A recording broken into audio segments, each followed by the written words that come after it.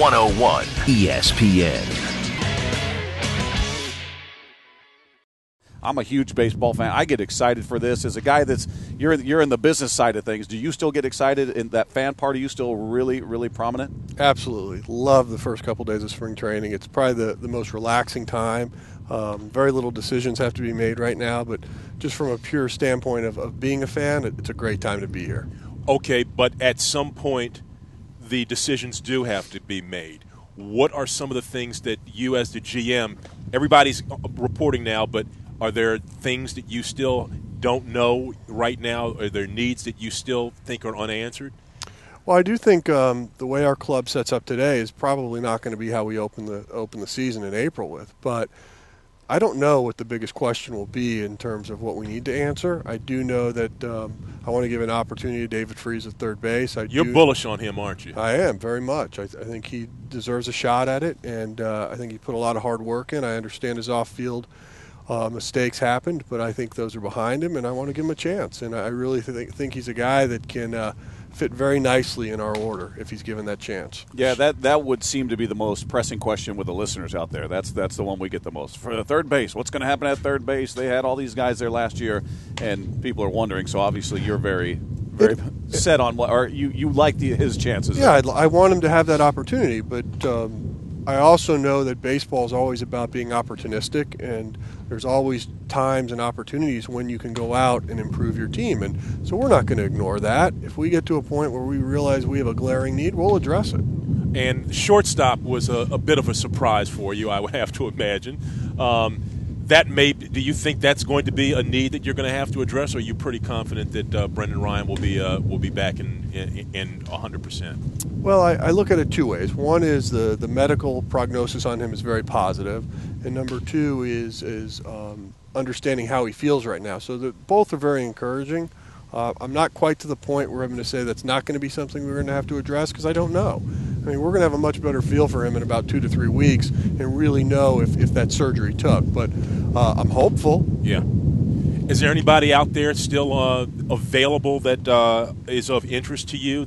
Because you guys have done that in the past few years, that somebody has just kind of showed up. Is there somebody out there? Yeah, I think that that page from the playbook may have run its course in terms of a lot of teams are looking at trying to use spring training as a chance to pick up players, but more importantly, I think when you look at really middle infield, the types of players that are available, there's really one that sticks out to me, and that would be like a Felipe Lopez. And my understanding is he's someone that's going to want to sign pretty quick. So the timing of that just may not work for us. Speaking with John Mozeliak, GM of the Cardinals, right here with Burwell and Stelton, 101 ESPN. And we just saw a Carpenter walk by here. I would imagine as a GM, that's got to make you feel really good to see him and Wainwright running around here, and Albert Pujols will be here at some point.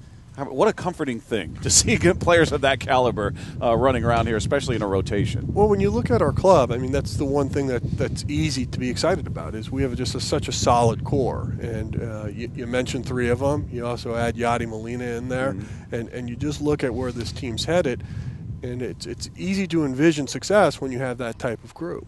John Mozeliak, Cardinal General Manager, joining us here on Burwell and Stelton live from Jupiter, Florida. Another big name that's in camp, and I think that most Cardinal fans, I think most of the gloom and doom Cardinal fans just did not believe that we were going to see a Matt Holliday in a Cardinal uniform at the start of spring training.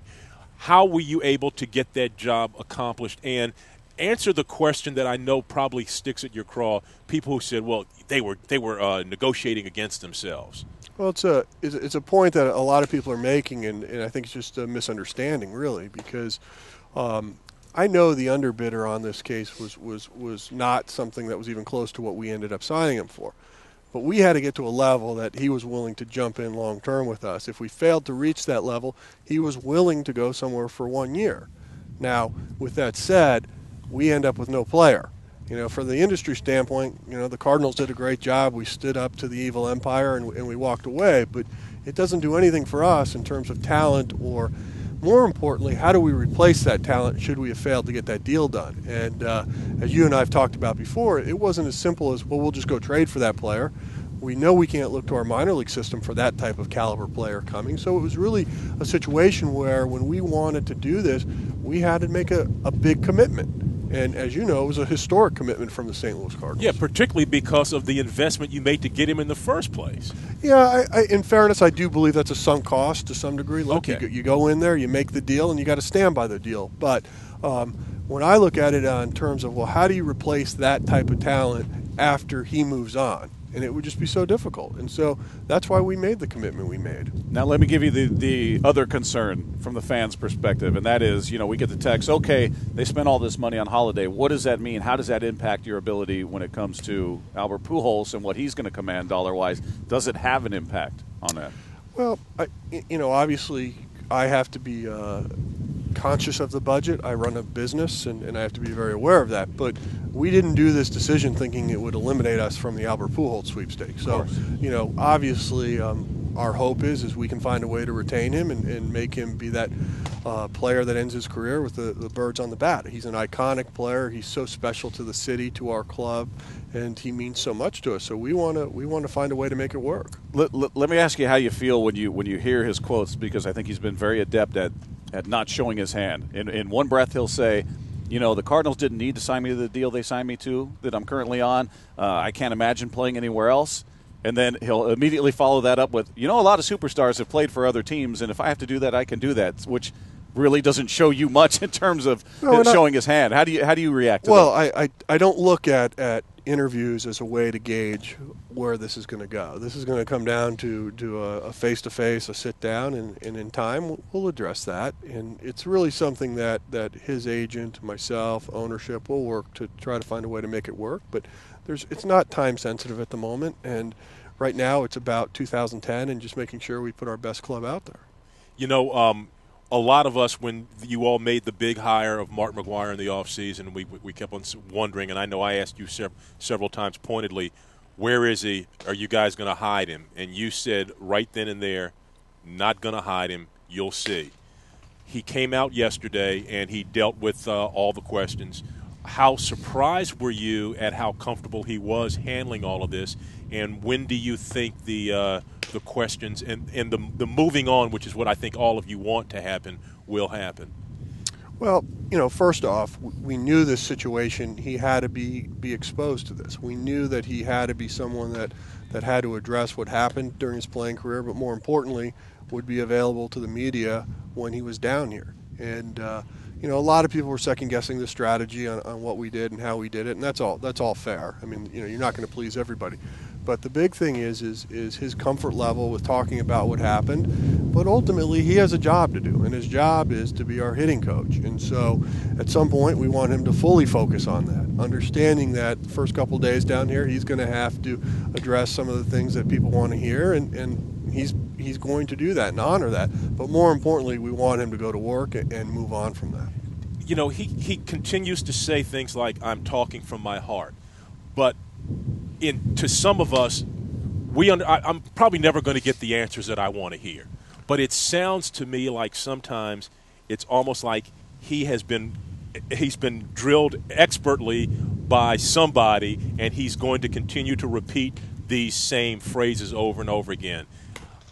How well has he been prepped over the past few months? We've never told him what to say. Maybe not you, but I mean, you all hired Ari Fleischer. No. I can speak on behalf of Ari. Okay. We have never put in front of him what he needs to say. We've said, these are questions you may get.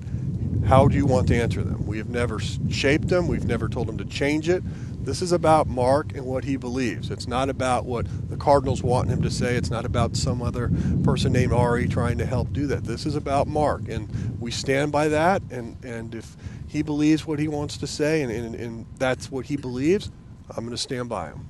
Let me ask you this, and this is something I said, and tell me if you agree or disagree with it. And you've said that you guys anticipated, here are some questions you may be presented with.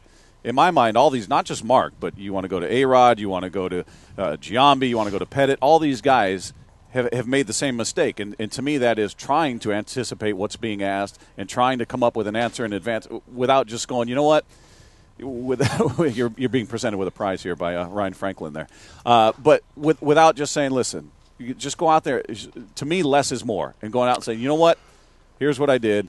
Here's how it happened. End of story. Instead of trying to be clever about it and trying to give half-truths and partial apologies, and that's when people start nitpicking and won't let it go. Well, again, everybody's entitled to their opinion. I don't think he gave half-truths at all. He spoke from what he believes happened. He spoke from things that happened 10 years ago, 20 years ago, and people's memories change. But the fact is he answered questions, and to go into this blind or unprepared, I don't think would have been prudent on anyone's part. And I don't think we spent a ton of energy trying to tell him what to prepare for. The biggest thing is what was he going to say? And he said it. All right. Well, we appreciate your time. Go hire somebody. Go get another player. Sounds great. You're going to show us your curveball? You're going to work on a pitch here with us? I'll throw something at you. He immediately went into his pocket, and there's some sort of foreign substance on the ball. He's got a spitter going there. Is that what's going on? He put some junk on it. There's no doubt about that. Time will tell, boys. John Mozeliak has been our guest right here with Burwell and Stelton. Thanks for stopping by. It was a pleasure.